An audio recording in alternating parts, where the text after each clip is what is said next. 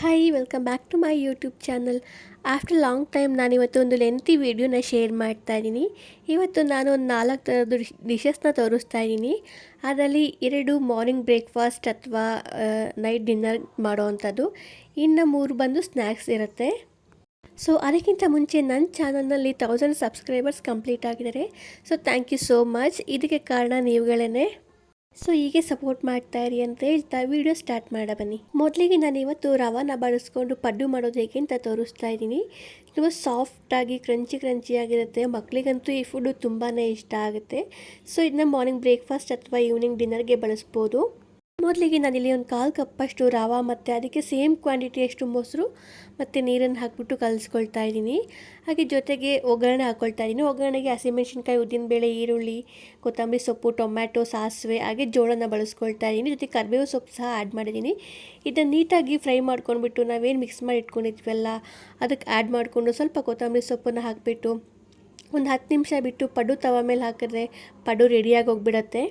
ಈ ಡಿಶ್ ಅಂತೂ ಸೂಪರ್ ಫಾಸ್ಟಾಗಿ 10 ಮಿನಿಟ್ಸಲ್ಲಿ ಮಾಡಿಬಿಡ್ಬೋದು. ಮಕ್ಕಳಿಗೆ ಸ್ನ್ಯಾಕ್ಸ್ ಬೇಕಂದರೆ ಇದನ್ನ ಮಾಡ್ಕೊಳ್ಬೋದು. ಟೇಸ್ಟ್ ಅಂತೂ ತುಂಬಾ ಚೆನ್ನಾಗಿರುತ್ತೆ. ನೀವು ಒಮ್ಮೆ ಮನೆಯಲ್ಲಿ ಟ್ರೈ ಮಾಡಿ. ನೆಕ್ಸ್ಟ್ ರೆಸಿಪಿ ಬಂದು ಪನ್ನೀರ್ ಪುಲಾವ್ ಆಗಿರುತ್ತೆ. ಪನ್ನೀರ್ ಪುಲಾವ್ ಆಗಿರುತ್ತೆ.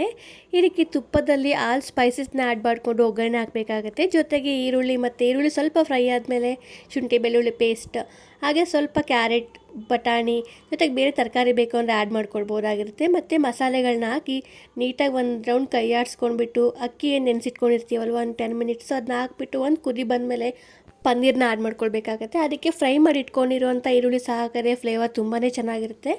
ಅದಕ್ಕೆ ಕೊತ್ತಂಬರಿ ಸೊಪ್ಪು, ಪುದೀನ ಸೊಪ್ಪು ಹಾಕ್ಕೊಂಡು 2 ವಿಷಲ್ ಕೂಗಿಸ್ಕೊಂಡ್ರೆ ಪುದೀನ ಪಲಾವ್ ರೆಡಿ ಆಗಿರುತ್ತೆ. ತುಂಬಾ ಟೇಸ್ಟಿಯಾಗಿ ಸಾಫ್ಟಾಗಿ ಉದುರಾಗಿ ಬಂದಿರುತ್ತೆ.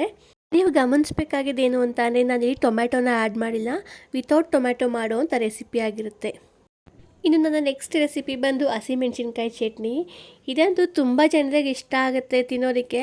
ಆದರೆ ಮೆಣಸಿನ್ಕಾಯಿ ತುಂಬಾ ಖಾರ ಇರುತ್ತೆ. ಹೆಂಗಪ್ಪ ತಿನ್ನೋದು, ಮಾಡಿದ್ರು ಸುಮ್ಮನೆ ಖಾರ ತಿಂದೇ ವೇಸ್ಟ್ ಮಾಡ್ತೀವಿ ಅಂತ ಅಂದ್ಕೊಳ್ಳೋರಿಗೆ ಈ ರೆಸಿಪಿ ಆಗಿರುತ್ತೆ. ನಾನಿಲ್ಲಿ ಒಂದು 15ರಿಂದ 20ರಷ್ಟು ಹಸಿಮೆಣ್ಸಿನ್ಕಾಯಿ ತೊಗೊಂಡಿದ್ದೀನಿ. ಅದಕ್ಕೆ ಬೆಳ್ಳುಳ್ಳಿ ಹಾಕ್ಕೊಂಡು ನೀಟಾಗಿ ಗ್ರೈಂಡ್ ಮಾಡ್ಕೊಳ್ತಾ ಇದ್ದೀನಿ. ಅಂದರೆ ಫುಲ್ ಕ್ಲೀನ್ ಪೇಸ್ಟ್ ಮಾಡಬಾರ್ದು, ತರಿಯಾಗಿ ಬಾಯಿಗೆ ಸಿಗೋ ಥರ ಇರಬೇಕು. ಅದಕ್ಕೆ ನೆಕ್ಸ್ಟ್ ನಾನಿಲ್ಲಿ ಸಾಸಿವೆ ಮತ್ತು ಜೀರಿಗೆದು ಒಗ್ಗರಣೆ ಹಾಕ್ಕೊಳ್ತಾ ಇದ್ದೀನಿ. ಸಾಸಿವೆ ಮತ್ತು ಜೀರಿಗೆ ನೀಟಾಗಿ ಸಿಡಿದ ನಂತರ ಅದಕ್ಕೆ ನಾವೇನು ರುಬ್ಬಿಟ್ಕೊಂಡಿರ್ತೀವಿ ಅಲ್ವಾ ಅದನ್ನು ಆ್ಯಡ್ ಮಾಡಬೇಕಾಗುತ್ತೆ. ನಂತರ ರುಚಿಗೆ ತಕ್ಕಷ್ಟು ಉಪ್ಪು, ಅರಿಶಿನ ಪುಡಿ ಮತ್ತು ಕೆಂಪು ಮೆಣಸಿನ್ಕಾಯಿ ರಿಕ್ವೈರ್ಡ್ ಇದ್ದರೆ ಅದು ಪೌಡರ್ನ ಹಾಕ್ಕೊಳ್ಬೇಕಾಗತ್ತೆ. ಸ್ವಲ್ಪ ಕೈ ಆಡಿಸ್ಕೊಂಡ್ಬಿಟ್ಟು ನೀಟಾಗಿ ಸ್ವಲ್ಪ ಬೆಂದೋ ಥರ ಕೈ ಆಡಿಸ್ಕೊಳ್ಬೇಕಾಗತ್ತೆ. ಅದು ನೀಟಾಗಿ ಬೆಂದ ಮೇಲೆ ರಿಕ್ವೈರ್ಡ್ ಕ್ವಾಂಟಿಟಿಯಷ್ಟು ಮೊಸರನ್ನ ಆ್ಯಡ್ ಮಾಡ್ಕೊಳ್ಬೇಕಾಗತ್ತೆ. ಮೊಸರನ್ನ ಆ್ಯಡ್ ಮಾಡ್ಕೊಂಡಾದ ತಕ್ಷಣ ಒಂದು 2 ರೌಂಡ್ ಕೈ ಆಡಿಸ್ಕೊಂಡ್ಬಿಟ್ಟು ಸ್ವಲ್ಪ ಕೊತ್ತಂಬರಿ ಸೊಪ್ಪನ್ನು ಆ್ಯಡ್ ಮಾಡಿಕೊಂಡು ಒಂದು ಕುದಿ ಕುದಿಸಿದ್ರೆ ಹಸಿಮೆಣ್ಸಿನ್ಕಾಯಿ ಚಟ್ನಿ ತುಂಬಾ ಚೆನ್ನಾಗಿರುತ್ತೆ. ತುಂಬ ಟೇಸ್ಟಿಯಾಗಿರುತ್ತೆ. ಇದನ್ನು ಅಕ್ಕಿ ರೊಟ್ಟಿಗಾಗಿರ್ಬೋದು ಅಥವಾ ಚಪಾತಿ, ಪರೋಟ ಇಲ್ಲ ದೋಸೆಗೆ ಸಹ ಬಳಸ್ಬೋದು. ತುಂಬಾ ಟೇಸ್ಟಿಯಾಗಿರುತ್ತೆ. ನೀವು ಒಮ್ಮೆ ಮನೇಲಿ ಟ್ರೈ ಮಾಡಿ. ಟೇಸ್ಟ್ ಹೆಂಗೆ ಬಂದಿದೆ ಅಂತ ಕಮೆಂಟ್ ಮಾಡೋದನ್ನು ಮರಿಬೇಡಿ. ಸೊ ಈ ರೆಸಿಪಿ ನಿಮಗೆ ಡೆಫಿನೆಟ್ಲಿ ಇಷ್ಟ ಆಗಿರುತ್ತೆ ಅಂತ ಅಂದ್ಕೊತೀನಿ. ಸೊ ನನ್ನ ನೆಕ್ಸ್ಟ್ ರೆಸಿಪಿ ಬಂದುಬಿಟ್ಟು ಸ್ನ್ಯಾಕ್ಸ್ ಆಗಿರುತ್ತೆ. 3 ಟೈಪ್ ಸ್ನ್ಯಾಕ್ಸ್ನ ತೋರಿಸ್ತಾ ಇದ್ದೀನಿ. ಮೊದಲನೇದಾಗಿ ಕಡಲೆಪುರಿ ಮತ್ತು ಅವಲಕ್ಕಿನ ಬಳಸ್ಕೊಂಡು ಮಾಡುವಂಥದ್ದು. ಇದನ್ನು ಒಂದು ಬಾಣಲಿಗೆ ಹಾಕ್ಕೊಂಡು ಸ್ವಲ್ಪ ಫ್ರೈ ಮಾಡ್ಕೊಳ್ಬೇಕಾಗತ್ತೆ. ಸ್ವಲ್ಪ ಗರಿ ಅನ್ನೋಷ್ಟು ಫ್ರೈ ಮಾಡ್ಕೊಳ್ಬೇಕಾಗತ್ತೆ. ನೆಕ್ಸ್ಟ್ ಒಂದು ಬಾಣಲಿಗೆ ಸ್ವಲ್ಪ ಎಣ್ಣೆ ಹಾಕ್ಕೊಂಡು ಕಡಲೆ ಬೀಜ ಹಾಕ್ಕೊಂಡು ಫ್ರೈ ಮಾಡ್ಕೊಳ್ಬೇಕಾಗತ್ತೆ. ಕಡಲೆ ಬೀಜ ಸ್ವಲ್ಪ ನೀಟಾಗಿ ಗ್ರೇ ಕಲರ್ ಬರೋಷ್ಟು ಫ್ರೈ ಆಗಬೇಕು. ಕಡಲೆ ಬೀಜ ಫ್ರೈ ಆದಮೇಲೆ ನಾವು ಅದಕ್ಕೆ ಗೋಡಂಬಿನ ಆ್ಯಡ್ ಮಾಡಿಕೊಂಡು ಫ್ರೈ ಮಾಡ್ಕೊಳ್ಬೇಕಾಗತ್ತೆ. ಆ್ಯಸ್ ಇಟ್ ಈಸ್ ಕಡಲೆ ಬೀಜದಷ್ಟೇ ಅದು ಫ್ರೈ ಮಾಡ್ಕೊಳ್ಬೇಕು. ಹಾಗೆ ಅದಕ್ಕೇ ಸ್ವಲ್ಪ ಹಸಿಮೆಣ್ಸಿನ್ಕಾಯಿ, ಕರಿಬೇವು ಸೊಪ್ಪು, ಸ್ವಲ್ಪ ಚಾಟ್ ಮಸಾಲೆನ ಆ್ಯಡ್ ಮಾಡ್ಕೊಳ್ಬೇಕಾಗತ್ತೆ. ಆಮ್ಚೂರಿ, turmeric, red chilli powder, black ಸಾಲ್ಟ್ನ ಆ್ಯಡ್ ಮಾಡ್ಕೊಳ್ತಾ ಇದ್ದೀನಿ. ಸ್ವಲ್ಪ ದ್ರಾಕ್ಷಿ ಸಹ ಹಾಕ್ಕೊಂಡಿದ್ದೀನಿ. ಅದಷ್ಟೊಂದು ನೀಟಾಗಿ ಫ್ರೈ ಮಾಡ್ಕೊಂಡ್ಬಿಟ್ಟು ನಾವೇನು ಫ್ರೈ ಮಾಡಿ ಇಟ್ಕೊಂಡಿದ್ವಿ ಅಲ್ವಾ ಕಡಲೆಪುರಿ ಮತ್ತು ಅವಲಕ್ಕಿ ಅದಕ್ಕೆ ಹಾಕಿಬಿಟ್ಟು ಕೈ ಆಡಿಸ್ಕೊಳ್ಬೇಕು. ನೆಕ್ಸ್ಟ್ ಟೇಸ್ಟ್ಗೆ ಅಂತ ಸ್ವಲ್ಪ ಪಾಪಡನ್ನ ಹಾಕ್ಕೊಳ್ತಾ ಇದ್ದೀನಿ. ಅದಕ್ಕೆ ಸ್ವಲ್ಪ ಶುಗರ್ ಮತ್ತು ಸೇವು ಪುರಿ ಹಾಕ್ಕೊಂಡ್ರೆ ಒಂದು ಟೇಸ್ಟಿಯಾಗಿರೋಂಥ ಈವ್ನಿಂಗ್ಗೆ ಸ್ನ್ಯಾಕ್ಸ್ ರೆಡಿಯಾಗಿ ಹೋಗ್ಬಿಡುತ್ತೆ. ತುಂಬಾ ಚೆನ್ನಾಗಿರುತ್ತೆ. ಕಾಫಿ ಜೊತೆ ಮಕ್ಕಳಿಗಂತೂ ತುಂಬಾ ಇಷ್ಟ ಆಗುತ್ತೆ. ನೀವು ಒಮ್ಮೆ ಮನೇಲಿ ಟ್ರೈ ಮಾಡೋದನ್ನು ಮರಿಬೇಡಿ. ಸೊ ನನ್ನ ನೆಕ್ಸ್ಟ್ ರೆಸಿಪಿ ಬಂದುಬಿಟ್ಟು ರಾಗಿ ಪುರಿನ ಬಳಸ್ಕೊಂಡು ಸ್ನ್ಯಾಕ್ಸ್ ಮಾಡ್ತಾಯಿದ್ದೀನಿ. ಇದಕ್ಕೆ ರಾಗಿ ಪುರಿ ಮತ್ತು ಅವಲಕ್ಕಿನ ಬಳಸ್ಕೊಳ್ತಾ ಇದ್ದೀನಿ. ಮೊದಲಿಗೆ ಒಂದು ಪ್ಯಾನ್ಗೆ ಪುರಿ ಮತ್ತು ರಾಗಿ ಪುರಿ ಜೊತೆಗೆ ತಿನ್ನಿರೋಂಥ ಅವಲಕ್ಕಿನ ಬಳಸ್ಕೊಂಡಿದ್ದೀನಿ. ಇದನ್ನು ಲೋ ಫ್ಲೇಮಲ್ಲಿ ನೀಟಾಗಿ ಫ್ರೈ ಮಾಡ್ಕೊಳ್ಬೇಕಾಗತ್ತೆ. ಒಂದು 2ರಿಂದ 3 ನಿಮಿಷ ಫ್ರೈ ಮಾಡಿಕೊಂಡ್ರೆ ಸಾಕು. ಜಾಸ್ತಿ ಫ್ಲೇಮ್ ಕೊಟ್ಬಿಟ್ರೆ ಸೀದೋಗ್ಬಿಡುತ್ತೆ ಅಂತ ಲೋ ಫ್ಲೇಮಲ್ಲಿ ಹೇಳ್ತಾ ಇದ್ದೀನಿ.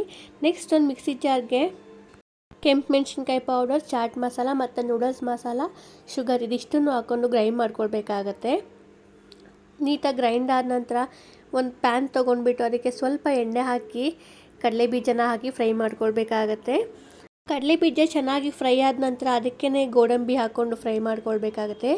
ಗೋಡಂಬಿ ಮತ್ತು ಕಡಲೆ ಬೀಜ, ಬಾದಾಮಿ ಇದಿಷ್ಟು ಫ್ರೈ ಆದಮೇಲೆ ಅದಕ್ಕೆ ಕರಿಬೇವಿನ ಸೊಪ್ಪು, ಹಸಿಮೆಣಸಿನ್ಕಾಯಿ, ಸ್ವಲ್ಪ ಒಣದ್ರಾಕ್ಷಿ ಇದಿಷ್ಟನ್ನು ಹಾಕ್ಕೊಂಡು ಚೆನ್ನಾಗಿ ಫ್ರೈ ಮಾಡ್ಕೊಳ್ಬಿಟ್ಟು ಸ್ವಲ್ಪ ಉಪ್ಪನ್ನು ಹಾಕ್ಕೊಂಡು ಜೊತೆಗೆ ಅರಿಶಿನ ಪುಡಿ ಹಾಕ್ಕೊಂಡ್ಬಿಟ್ಟು ಇನ್ನೊಂದು ರೌಂಡ್ ಕೈ ಆಡಿಸ್ಕೊಳ್ಬೇಕು. ಇದಾದ ನಂತರ ಇದಕ್ಕೇ ನಾವೇನು ಫ್ರೈ ಮಾಡಿ ಇಟ್ಕೊಂಡಿರ್ತೀವಿ ಅಲ್ವಾ ಪುರಿ ಮತ್ತು ಅವಲಕ್ಕಿ ಅದಿಷ್ಟನ್ನು ಹಾಕಿಬಿಟ್ಟು ಜೊತೆಗೆ ನಾವೇನು ಗ್ರೈಂಡ್ ಮಾಡಿ ಇಟ್ಕೊಂಡಿರ್ತೀವಲ್ವ ಅದನ್ನು ಹಾಕಿಬಿಟ್ಟು ಒಂದು 2ರಿಂದ 3 ನಿಮಿಷ ಲೋ ಫ್ಲೇಮಲ್ಲಿ ತವಾ ಮೇಲೆ ಬಾಣಲಿ ಮೇಲೇ ಇಟ್ಕೊಂಡ್ಬಿಟ್ಟು ನೀಟಾಗಿ ಫ್ರೈ ಮಾಡ್ಕೊಳ್ಬೇಕು. ಇದಿಷ್ಟನ್ನು ಮಾಡಿದ್ರೆ ಕಡಲೆಪುರಿದು ಇನ್ನೊಂದು ಸ್ನ್ಯಾಕ್ಸ್ ರೆಡಿ ಆಗುತ್ತೆ. ಮಕ್ಕಳಂತೂ ತುಂಬಾ ಇಷ್ಟಪಟ್ಟು ತಿಂತಾರೆ. ನೀವು ಮನೇಲಿ ಟ್ರೈ ಮಾಡೋದನ್ನು ಮರಿಬೇಡಿ. ಇನ್ನು ನನ್ನ ನೆಕ್ಸ್ಟ್ ರೆಸಿಪಿ ಬಂದುಬಿಟ್ಟು ಸಾಬುದಾನ್ ಫ್ರೆಂಚ್ ಫ್ರೈಸು. ಇದು ಸ್ವಲ್ಪ ಡಿಫ್ರೆಂಟ್ ಆಗಿರುತ್ತೆ, ಮಾಡೋದಕ್ಕೆ ಸಹ ತುಂಬಾ ಈಸಿ. ಮೊದಲಿಗೆ ನಾನಿಲ್ಲಿ ಒಂದು 1/4 ಕಪ್ಪಷ್ಟು ಸಾಬುದಾನ ನೀಟಾಗಿ ನೆನೆಸಿಟ್ಕೊಂಡಿದ್ದೀನಿ. ಅದಕ್ಕೆ 1 ಅಥವಾ 2 ಆಲೂಗಡ್ಡೆನ ನೀಟಾಗಿ ಬೇಯಿಸಿ ಸ್ಮ್ಯಾಶ್ ಮಾಡಿ ಹಾಕ್ಕೊಂಡಿದ್ದೀನಿ. ನಂತರ ಇದಕ್ಕೆ ಸಾಲ್ಟು, ಧನಿಯಾ ಪೌಡರು, ಕೆಂಪು ಮೆಣಸಿನ್ಕಾಯಿ ಪುಡಿ, ಶುಗರು ಮತ್ತು ರೋಸ್ಟೆಡ್ ಪೀನಟ್ ಪುಡಿ, ಕೊತ್ತಂಬರಿ ಸೊಪ್ಪು ಇದಿಷ್ಟನ್ನು ಹಾಕ್ಕೊಂಡು ರುಚಿಗೆ ತಕ್ಕಷ್ಟು ಉಪ್ಪು ಮತ್ತು ಕೆಂಪು ಮೆಣಸಿನ್ಕಾಯಿ ಪುಡಿನೂ ಹಾಕ್ಕೊಂಡಿದ್ದೀನಿ. ಇದಿಷ್ಟನ್ನು ಹಾಕ್ಕೊಂಡು ಚೆನ್ನಾಗಿ ಕಲಿಸ್ಕೊಂಡ್ಬಿಟ್ಟು ಇಟ್ಕೊಳ್ಬೇಕು. ಅದಾದ ನಂತರ ಫ್ರೆಂಚ್ ಫ್ರೈ ಏನು ಮಾಡ್ತೀವಲ್ವ ಅದೇ ಸೈಜ್ಗೆ ಕೈನಲ್ಲೇ ನೀಟಾಗಿ ಮಾಡಿಟ್ಕೊಳ್ಬೇಕಾಗತ್ತೆ. ಅದಾದ ನಂತರ ಎಣ್ಣೆ ಕಾಯ್ದ್ಮೇಲೆ ಎಣ್ಣೆ ಒಳಗೆ ಒಂದೊಂದೇ ತೇಲಿಸ್ಕೊಳ್ಬೇಕು. ಇದು ಸ್ವಲ್ಪ ಡಿಫ್ರೆಂಟಾಗಿ ಟೇಸ್ಟ್ ಸಹ ತುಂಬ ಡಿಫ್ರೆಂಟಾಗಿರುತ್ತೆ. ಯಾಕೆಂದರೆ ಆಲೂಗಡ್ಡೆ ಫ್ರೆಂಚ್ ಫ್ರೈಸ್ ಮಾಡಿದ್ರೆ ಬಿಸಿ ಬಿಸಿಯಾಗಿರುವಾಗಲೇ ತಿನ್ನಬೇಕು. ತಣ್ಣಗಾದ್ಮೇಲೆ ತುಂಬ ಮೆತ್ತಗಾಗ್ಬಿಡುತ್ತೆ. ಬಟ್ ಇದು ಆ ಥರ ಆಗೋದಿಲ್ಲ. ಸ್ವಲ್ಪ ತಣ್ಣಗಾದ್ಮೇಲೆ ಸಹ ಕ್ರಂಚಿ ಫೀಲ್ ಕೊಡುತ್ತೆ. ಟೇಸ್ಟ್ ಅಂತೂ ತುಂಬಾ ಚೆನ್ನಾಗಿರುತ್ತೆ. ನೀವು ಮನೇಲಿ ಟ್ರೈ ಮಾಡೋದನ್ನು ಮರಿಬೇಡಿ. Thank you so much.